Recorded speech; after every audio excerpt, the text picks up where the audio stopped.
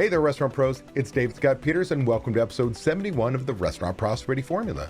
I've been coaching restaurant owners since 2003, and the Restaurant Prosperity Formula is based on what the most successful restaurant owners I've worked with do on a daily basis to achieve their success. The basic premise of the formula centers around achieving prosperity, freedom for your restaurant, and the financial freedom you deserve. To achieve prosperity, you have to follow a very specific formula made up of leadership, systems, training, accountability, and taking action. Now, I want to tell you about our guest today. Avery Ward is the CEO of Little Italy Pizza in Groveport, Ohio.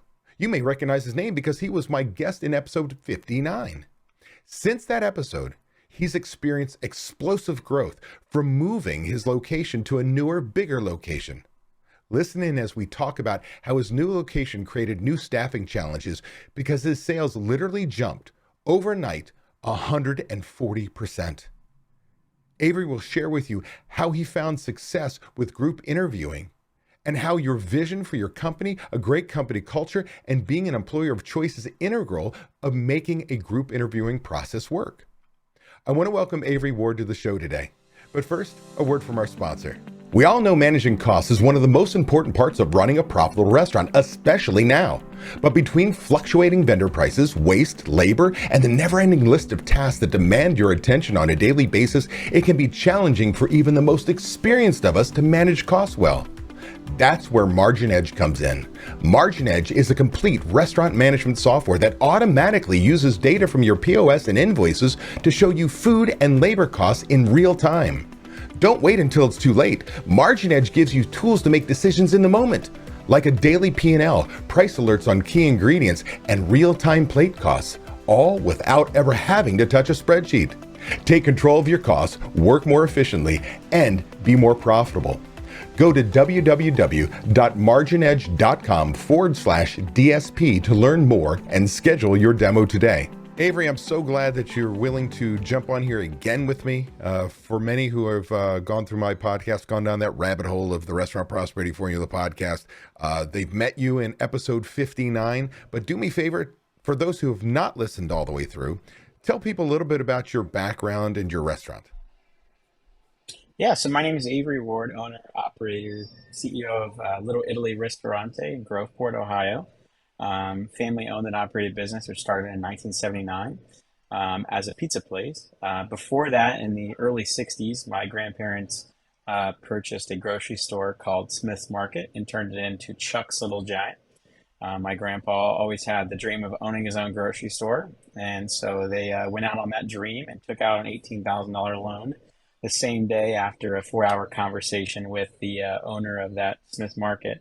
Same day, took out a loan and purchased it. And so that was kind of the start of my family's venture in the business world.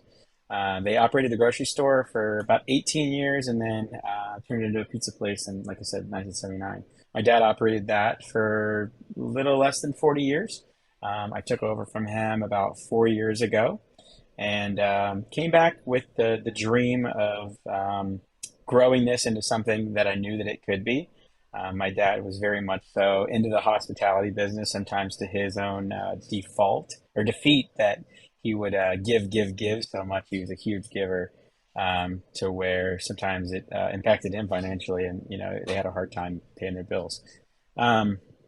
So when I was 16, I went out of the family business, literally grew up inside the restaurant making pizzas as a kid. When I was 16, I went and worked for Apple for about 5.5 years. It was my dream job, dream company, loved their mission and what they were doing in the technology space, and had a huge passion for technology when I was growing up. Kind of everything that I was doing, anything I did, I always figured out how I could integrate technology into that in some way, shape, or form. So like, I remember being in like 7th or 8th grade when the iPad came out, and worked in the restaurant literally all summer, bought my first iPad and took it to school. And all the teachers are like, no, you can't have this. I was like, no, like, you don't understand. Like, I want to take notes this way. Like, you guys make us take notes.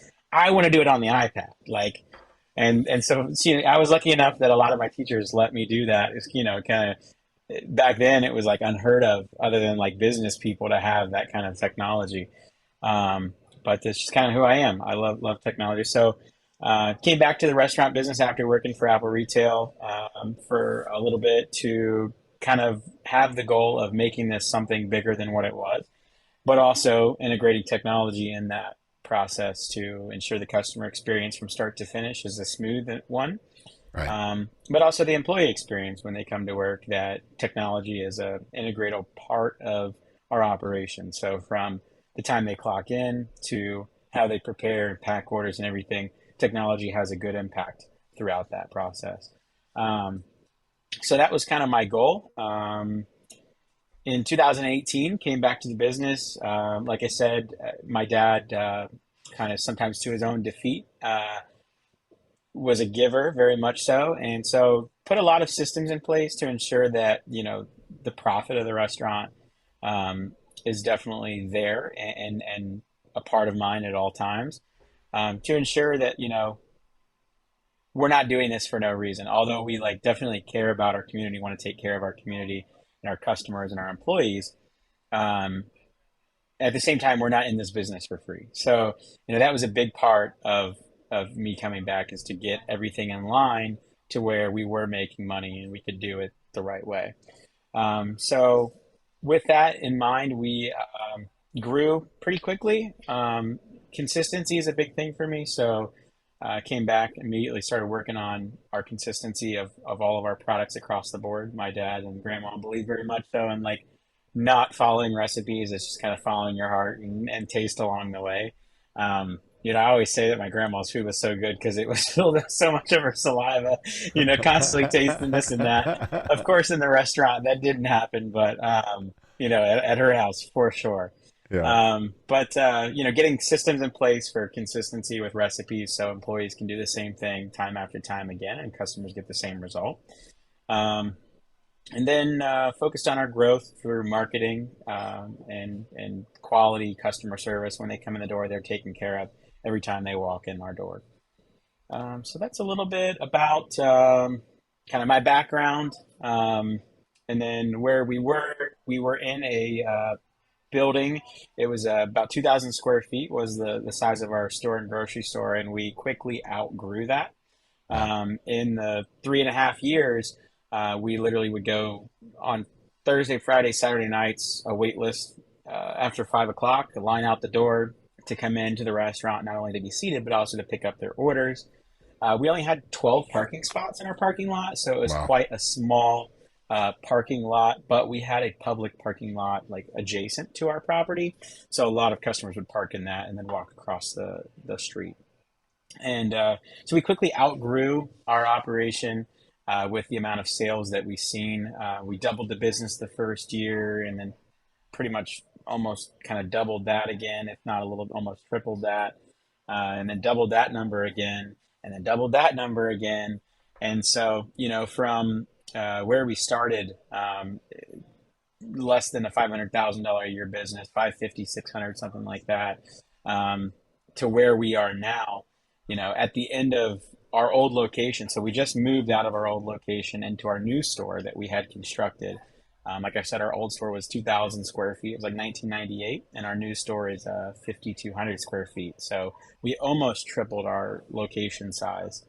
Our kitchen in our new restaurant is the size of our building, our whole old building. It fits Right. inside of our kitchen, plus 270 something square feet. So definitely a huge upgrade for us. And that's come with a lot of challenges and learning opportunities, to learn how to support that quick of growth. When we opened up at our new store, um, we almost, well, we did double, almost kind of 140% of our sales from our old Yeah. location. So, So that was a very quick growth learning opportunity of how do we support that. and I want to talk about that. So, the size of the other building. How many seats did you have in the original building, the one you just moved from? 62, 62. And where do you? How many seats do you have now? So we translate that. 160, Okay. with 40 of that being outdoor. And you So added 120 during. you had bar, but you didn't. You made a full bar in this one, so it is really kind of a neighborhood location. People can actually come, not just get alcohol, but they can be a part of the bar. And you've added Yeah. an ice cream shop on the side of it. Yeah. So We are at the intersection, the main intersection in town now. There is a stoplight right in front of our building on both sides that people park, and wait for that light and stare right into our venue. So we've got windows down the whole front, the side. It is definitely the community gathering space for sure. We did not have a bar. We had beer and wine. We only had three taps of beer and some bottles and wine. But it was, as you know, less than 1% of our sales. It was very, Right. very small. Right. 98.5 to 99% of our sales was food. And so in the new location, we added a full service bar, full liquor menu, cocktail menu, with a really heavy focus on Italian inspired cocktails to complement our dishes really well. Yep. And then a really nice wine selection. And then, yeah, we have a dedicated pickup entrance off of the side of the building, and which is right off the back of the kitchen. Customers can park on the side of the building in dedicated spots, come right in those dedicated doors, and get in and out service to not have to go through the dining room and travel through all the customers eating. Um, to get in and out really quick, but also it's really efficient for our kitchen because it's right off the back of the kitchen. And so over there, it's right on Main Street. And so we put a hand dipped ice cream shop out there. So there's 20 different flavors of hand dipped ice cream that we have on hand for that area. And so it's a major change from this, what I would call a mom and pop kind of operation, the 60 seats. And you were always busy, and when you came back, as you talked about doubling sales and doubling sales again, you were bursting at the seams. Like there was incredible reviews. I've seen the social media posts. I've seen the videos people have posted. Like your food is outrageous. The hospitality was fantastic. Like you were already doing Restaurant 101 really well. But as you wanted to do, you wanted to grow your company, you took a risk and said, I'm going to move to this bigger space, add a bar, add a to-go side, add an ice cream shop. And with that, you built your kitchen to handle like years down the road growth. But you got that growth right away. You had Instantly. 140% growth. So talk about some of the challenges of what it felt like to basically move a restaurant, but almost reopen. It wasn't Yeah. as smooth as you want to say, hey, we're just going down the street and moving some equipment or whatever. It was like a brand new place. Talk about some of those challenges. Yeah. Well, first off, I took your advice of opening up a new restaurant. You told me to do several planned soft opening nights where you invite specific people in, and it's kind of a very dry run. Right. I was expecting these nights to absolutely burn down in hell, and they were everything but that. They were so smooth. My staff did such an amazing job. That first we closed down for a week of no business at all. For the first 3 days, we trained. We trained till our wheels fell off. And the fourth night was on Wednesday. We did a vendors VIP night. So we invited all of our vendors in, construction workers, anybody that's really ever helped us out over the years for anything. We invited them in as like a buffet, all you can eat, kind of just come check out our space, hang out kind of night. It went Right. so perfectly. They did such a great job. Couldn't be any more prouder of the team that we hired on and how quickly they learned. I mean, for this project, we hired 26 people, and I thought that was going to be more than enough. We came over with a team of 40. So we had 66 people on our team when we opened up the doors here. And like I said, I thought that was going to be more than enough. We had the new role of host, so we hired for that. We had the new role of bar, so we hired for Right. that. We needed additional people to work the pickup counter and ice cream shop because it's more than just, hey, go grab the register. No, it's somebody answering the phone all the time now, giving people their pickup orders and dealing with all the hand dipped ice cream volume. And we haven't even started doing like milkshakes or anything like that yet. And so, I thought we had more than enough. And so the first vendor night went great. Everybody did excellent. Dishes were coming out amazing. Communication was fire. It was great. Second night, friends and family night. It was my personal friends and family night. Same way. It was a very planned reservation. Everybody had a specific time they were allowed to come in, Yep. and it was very on purpose not to overload it, but to be a little more difficult than the night before. And it was perfect. I mean, on all accounts, it ran so smooth.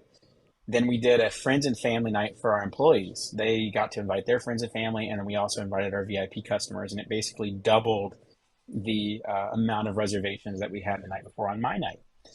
Again, perfection. I mean, it really blew me away those 3 nights of how well things went. Yeah. And it was like, yeah, our training was fantastic. Like we were so ready for the public. We opened on Super Bowl Sunday.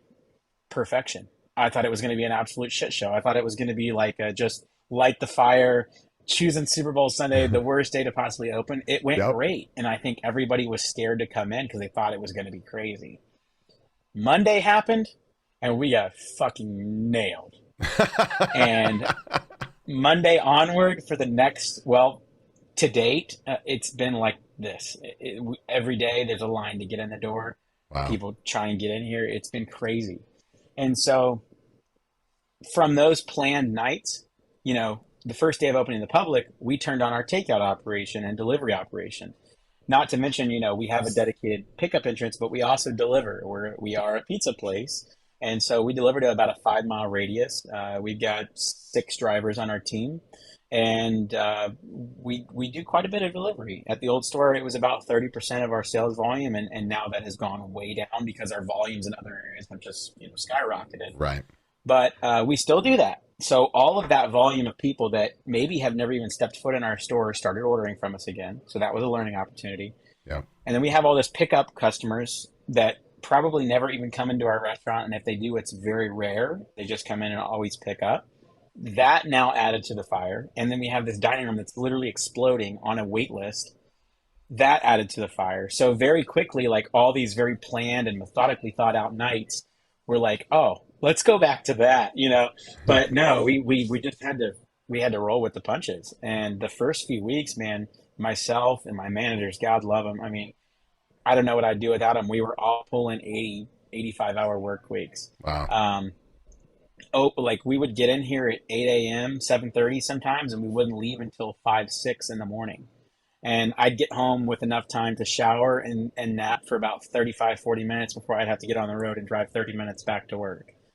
And did that for the first several weeks. And we literally looked at each other and was like, we've got to do something. This is not sustainable. We cannot keep doing this. And I said, well, guys, we got to go back to last year. We have to start our systems over again because the moment we left our old store to the moment we opened up the new one, everything went out the door. Everything that we'd done, the checklists were useless.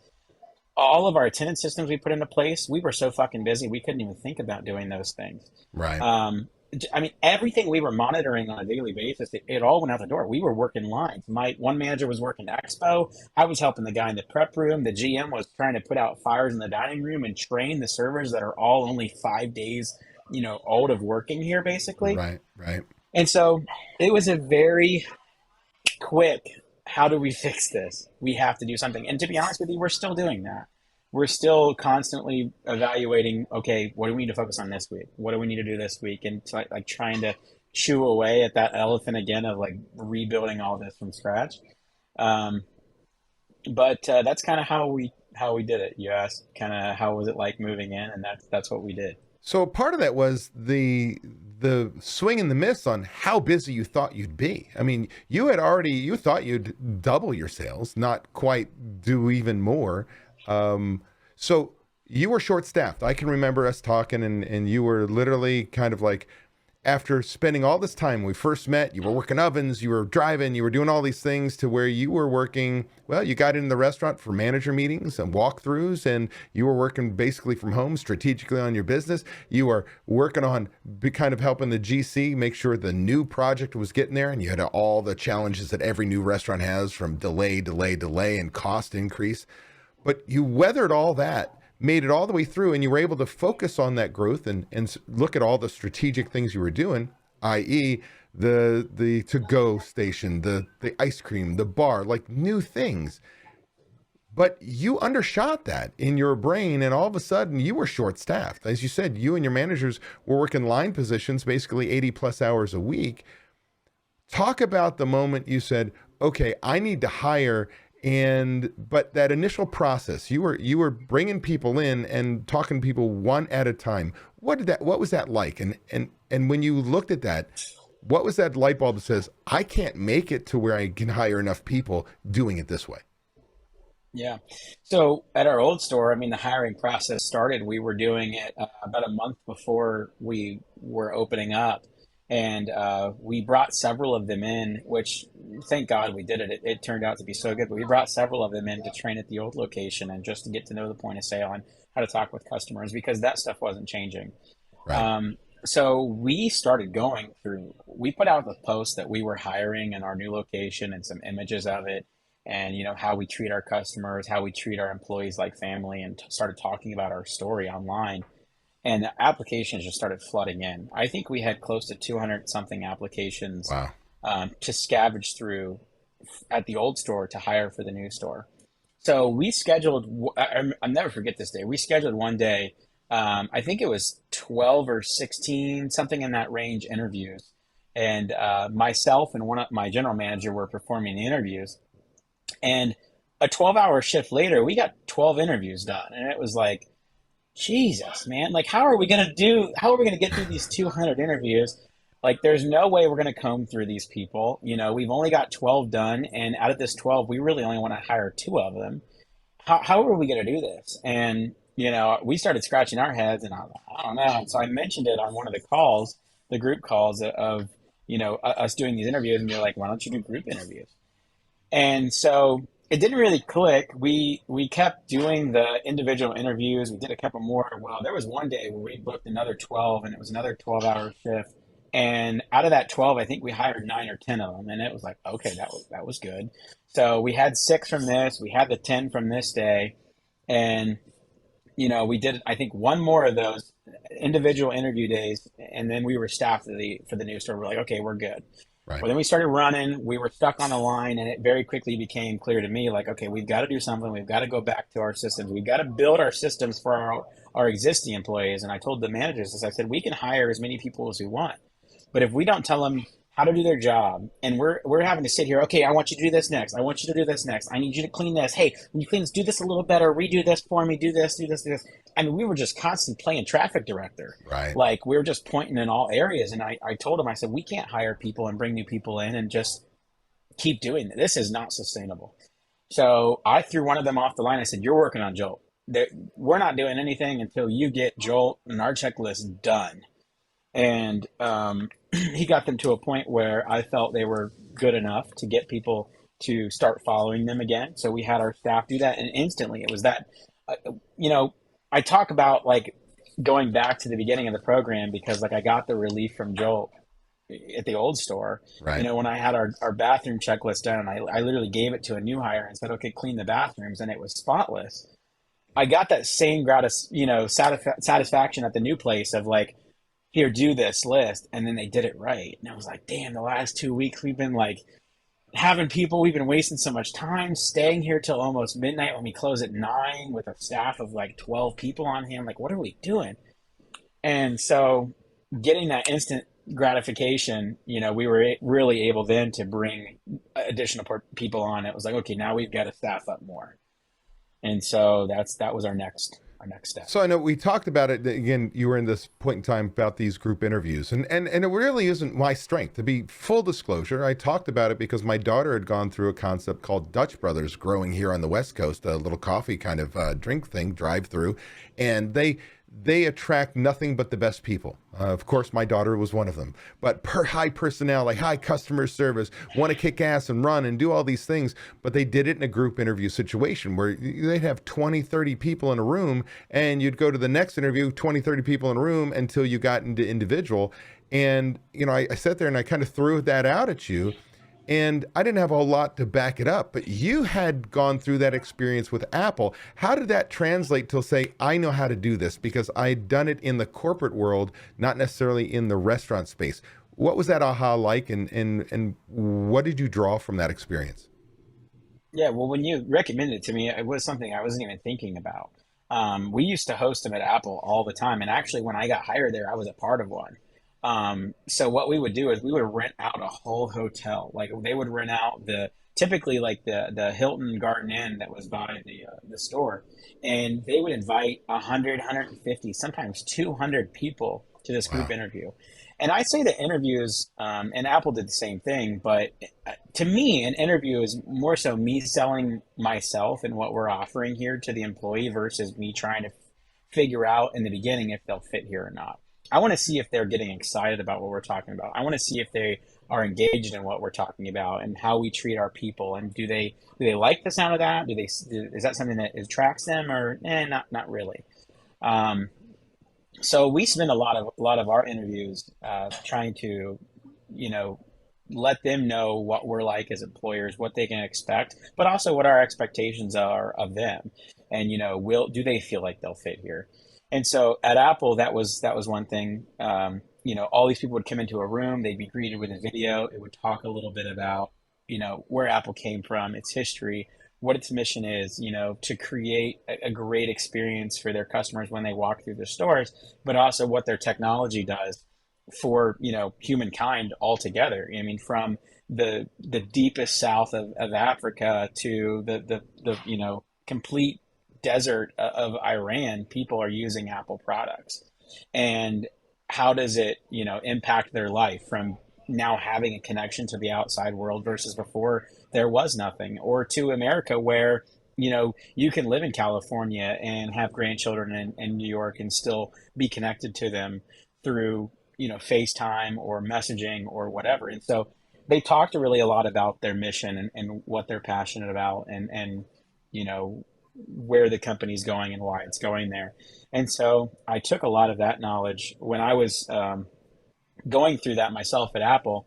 It was a big thing to me. Like I was in it. Like I was like glued to that screen. Like, yeah, yeah, because being a teenager at the time, I was only 16.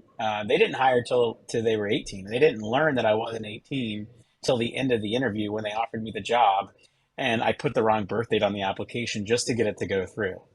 And they were like, "You're only 16." And I was like, "Yeah." They're like, "Well, we've never hired a 16-year-old before. We're gonna have to talk with HR to make sure this is like okay, but Right. like we really want you on our team."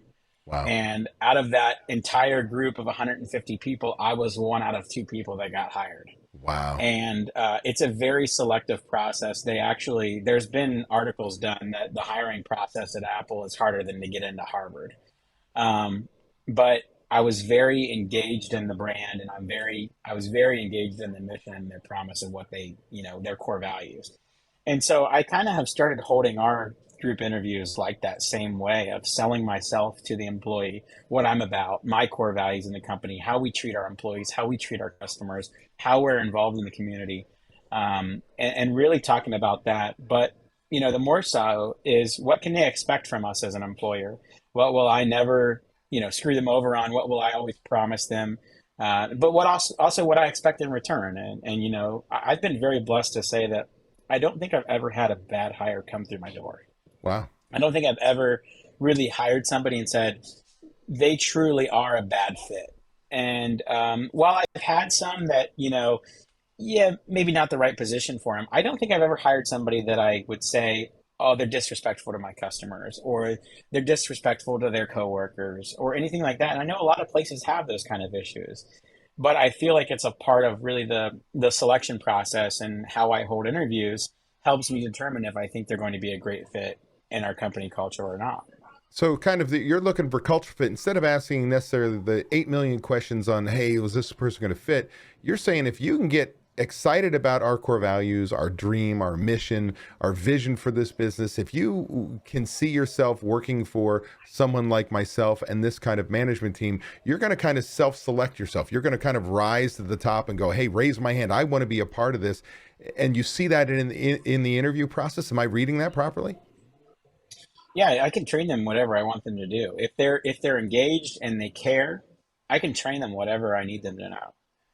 And so, it's all about caring and being engaged in what they're doing. It's more like our slogan in our pickup area. If anybody looks up our restaurant on Google or whatever, you'll see a logo, a little graphic that's on the wall. I had a brick wall that was whitewashed, and I put this graphic on there, and it says, "It's more than just pizza. It's our legacy since 1979." And I believe in that. And I say that it's more than just the pizza hitting the table. Pizza brings people together, and when eager hands appear from every direction to help themselves, that's what it's all about. And so, I want to be a part of people's lives to create memories. We say we're a part of the experience business. Right. Like, we're here to sell people on an experience and get them to also get our customers to buy into that same mission. So our employees need to be engaged in that and like spread that messaging when they approach tables. You always say that like your customers can, or you can learn how your employees are feeling if a customer is to ask them, "Hey, what's it like to work here?" And then they Right. they spit out all the bad. Right. I'm really confident to say that I don't think that my employees would do that. They're very. I feel like everybody that we have here now, especially, is very engaged in what we're doing. They're talking about all the little things like, oh my gosh, we are, when they built this restaurant, they took into consideration the old stores, this or that, and that's why this is here. That's why this is shaped like this. This is why this wood is selected. And like, we did a lot of that stuff in the beginning of touring people through the new store to get them excited about why we did this, why we built this building. It wasn't just to do more sales. I was making great fucking money at the old store. I told my Right. employees this during the orientation. I was making great money. I didn't need to make more money is not why I built the store. I Right. wanted to be able to serve more people, but at the same time, I wanted my employees to have a very comfortable work environment. And the volume that we were doing at our old store and the space that they were doing it in was unheard of. I mean, we were pushing out $3 million in revenue from an 800 square foot kitchen. Right. That's unheard of. Right.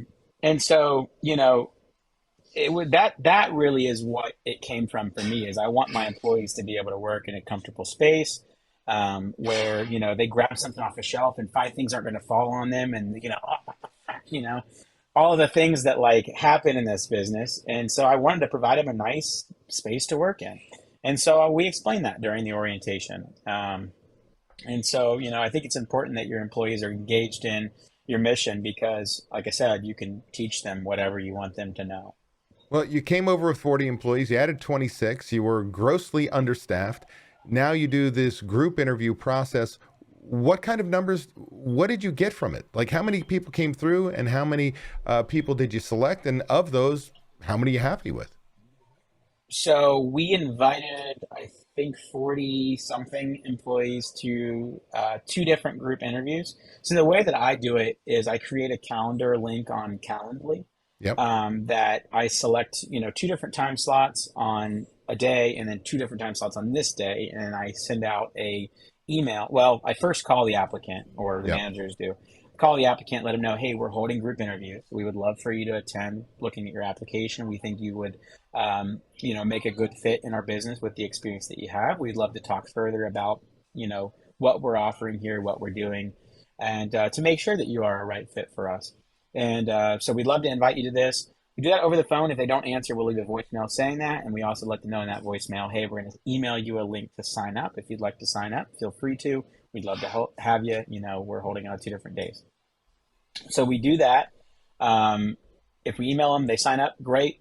They attend, we have their information, we're ready to go with the group interview. If they answer, we sign them up, and that Calendly link sends them an email letting them know that, hey, reminder, the interview is, tomorrow, and then they get Yep. one the day of, hey, in 3 hours.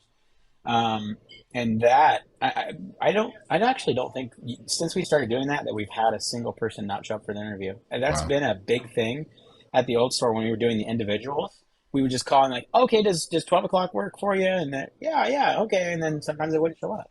Right. So having that system where either they sign up, obviously they were engaged enough to do it themselves, or if we sign them up, they now have the reminders that, hey, you have an interview, you have an interview. Um, so we did. I think we invited 40 something to the interviews on 2 different days. Yep. We held those, and we ended up hiring 18 or 19 more for the second round of hiring that we did.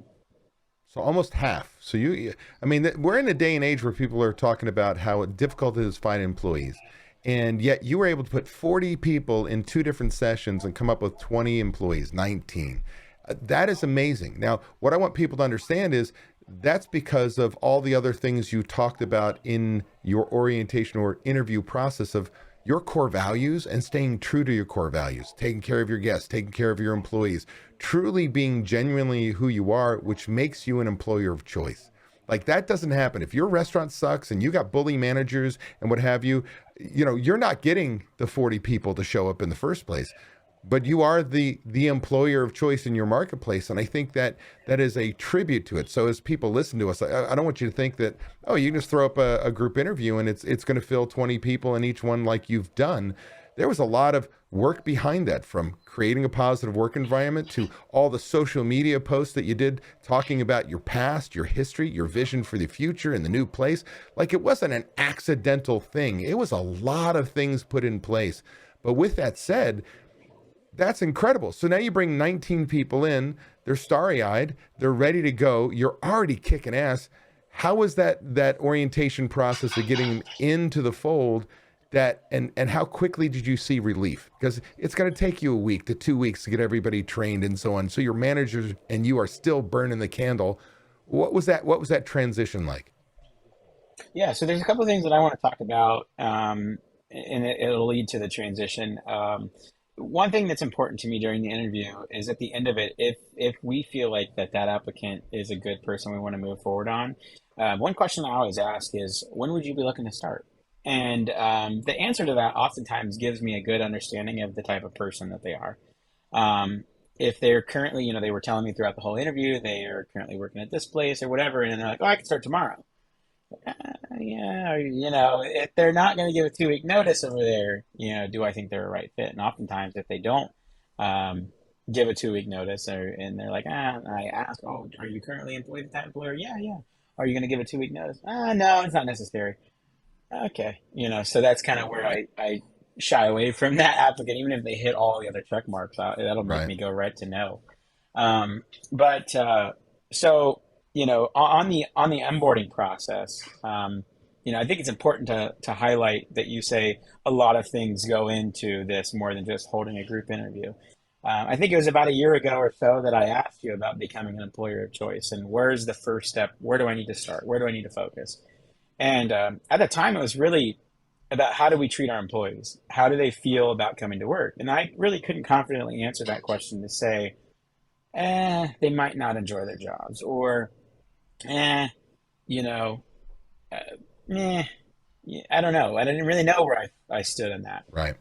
And then I slowly started to build that, piggy bank of commitment, I would say, with my staff, of really explaining our mission and where we're going with this. And then they really started to see that come to life.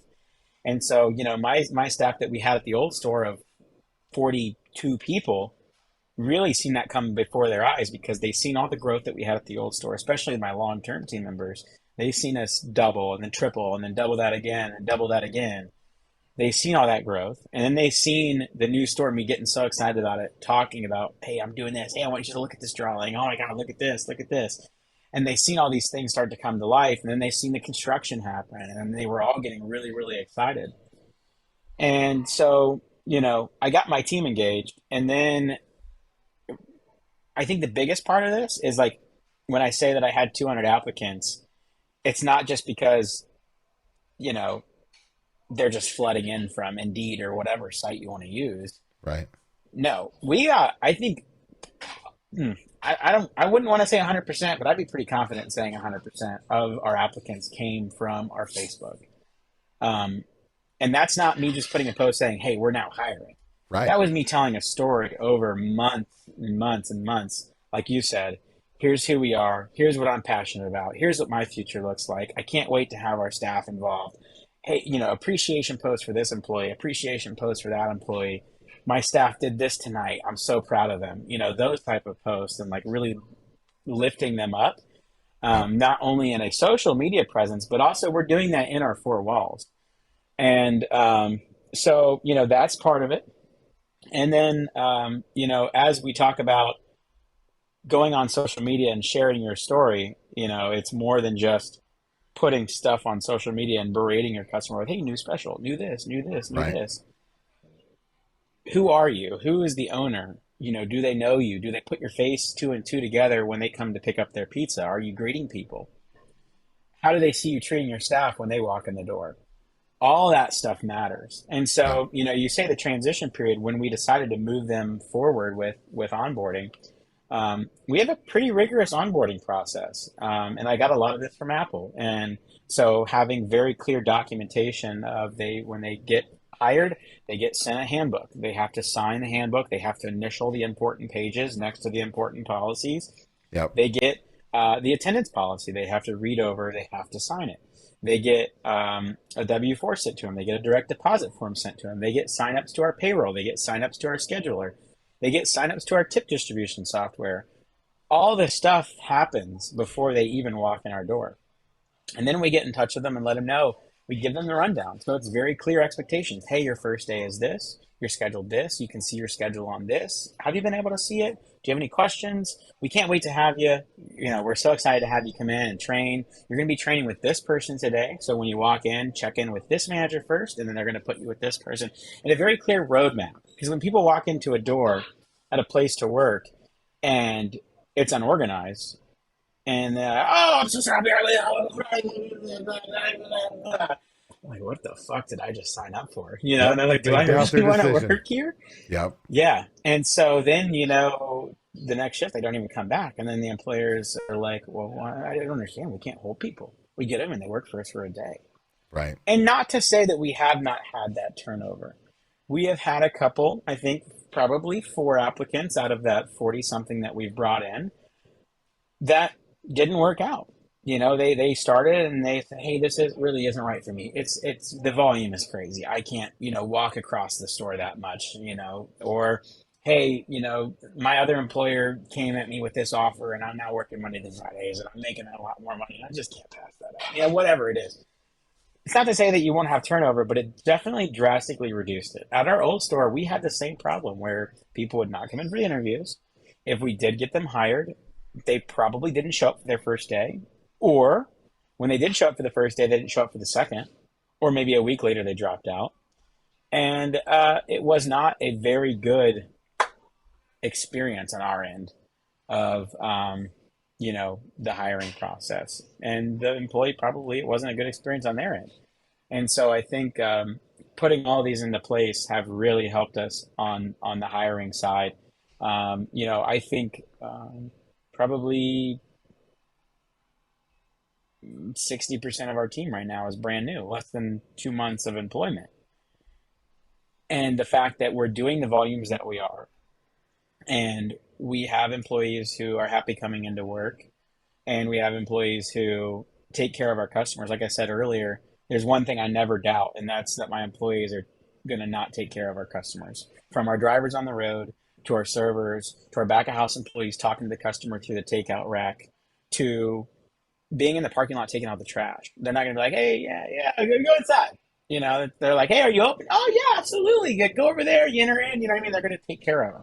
Yeah. And I never worry about that. And I know a lot of other restaurant owners do. They don't feel like their staff takes care of their customers, or that they're the only ones who do, or that maybe only their managers do, or whatever the case may be. I really don't feel like that's a problem for me. It is a true testament to you and creating a positive work environment, a great culture in your business. And it starts right from the beginning of the story, from how your grandparents got into the biz to your dad being the hospitality pro, to a detriment. But the fact of the matter is, core values are so important, and you want to take care of your community, you want to take care of your employees, and that shines. But you're also smart enough to go, I'm also supposed to make money at it. And by putting that together, your corporate experience with Apple, with the systems we've put together and you've put together before that, you understand there's a system, a process, a way, and those systems are really what makes it easy to manage. It's the systems that make it that people feel appreciated, because they're not worried about being yelled at all the time when they don't know what they're doing and being directed. They can feel confident they know what their job is, how to do it, how well it should be done, more important by when. They can feel confident there's a supervisor type that has their back and is going to support them, and all the way up the food chain to you by going, this is truly who we are, and you want to be a part of this journey. We're going to stay authentic to our core values and move it forward.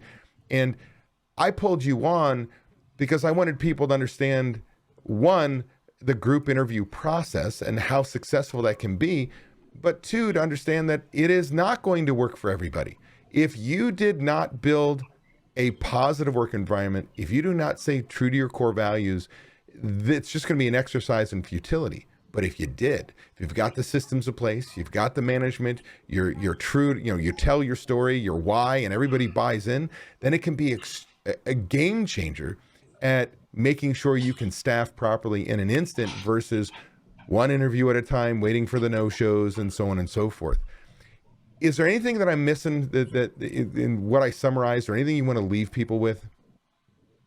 I think it's perfect. One last thing I do want to leave people with is there's one thing that my dad taught me in this business, and that is to treat your customers like family and treat your staff like family. And that was one thing that resonated with me. I'll never forget this. There was a car ride driving into town, and I asked him, I said, "Why do you do what you do every day?" And he told me that. He said, "Because my customers are like my family." And my dad has always done that really well. He knows every person's name that's walking through the door. He knows their husband's name or their wife's name or their kids' names or where they live or what they always get and a little bit about them. And I think through your systems of what you've taught me is that a lot of times I would find myself getting so frustrated at something that I haven't set clear expectations on. Yeah. I haven't clearly explained what I want, how I want it done. And so I kind of combine those two. That one thing that my dad told me of how to treat your customers, but explaining that to our employees and getting them to buy into that same process.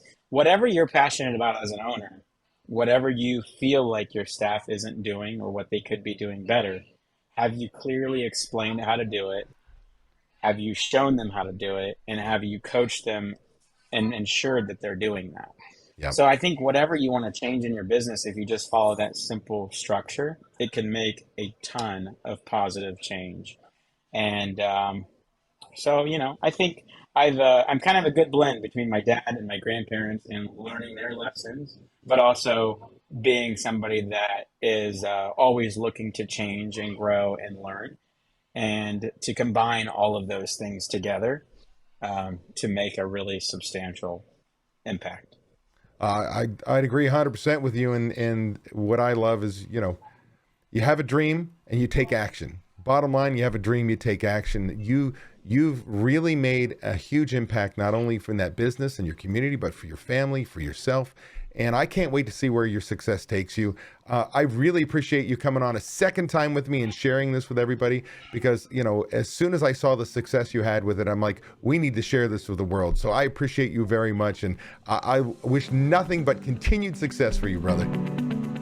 Thank you. Hey, that was an awesome episode. I want to thank you for taking the time to take action on building a better, more prosperous restaurant. Before you go, I want to give you these 3 thoughts. 1, by combining leadership and taking action with systems and training being checked by accountability, you are on your way to creating prosperity for you and your restaurant. 2, I have something I need from you. Please leave a review on Apple Podcasts, Spotify, or wherever you happen to listen to podcasts. By leaving us a review, other restaurant pros seeking out this information are able to find it. I read the reviews, and hearing how this information has benefited you does wonders for me. And 3, if you find any of the discussions helpful, share them. The more restaurant pros who have access to them, the better we become as an industry. For more restaurant resources or to get in contact with me, connect with me at davidscottpeters.com. Be passionate about what you're doing, be persistent, but more importantly, become better and help everyone around you become better, and your restaurant is going to kick some ass. If you're tired of not being able to leave your restaurant because no one else knows how to run it, I want to make sure you know it doesn't have to be that way. You can leave your restaurant. It is possible to build a team of people who know how you want the restaurant to run. With these trained and responsible people in place, you can give yourself time away. What would you do if you had time away from your restaurant? Would you sleep better? Would your relationships improve? Would you feel more relaxed? These are all things you deserve to experience as a business owner. It's why we own our own businesses. If you would like to learn how to own a restaurant that doesn't depend on you to be successful, click the link in the description to watch a free training course that teaches you exactly what you have to do.